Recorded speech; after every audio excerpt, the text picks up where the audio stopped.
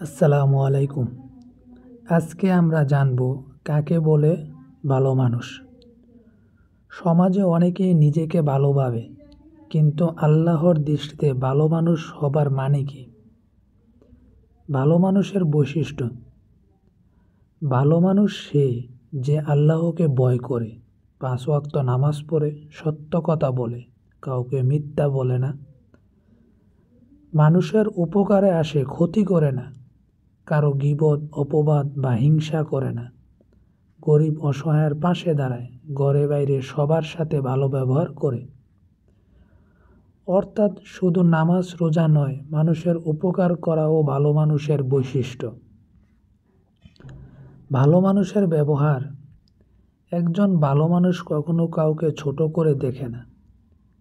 সে হাসি মুখে কথা বলে, কাউকে কষ্ট দেয় না। কেউ ভুল করলেও সে ক্ষমা করে দেয়, তার মধ্যে অহংকার নেই। ভালো মানুষ কেমন সমাজ গড়তে পারে? যদি একজন ভালো মানুষ হও, সে তার পরিবার, সমাজ, দেশকে সুন্দর করে তুলতে পারে। সে কারো গোপন দোষ খোঁজে না, বরং ভালো মানুষ তার আশপাশের মানুষদের ভালো বানানোর চেষ্টা করে। আমরা সবাই ভালো হতে চাই, কিন্তু শুধু মুখে বললেই তো হবে না।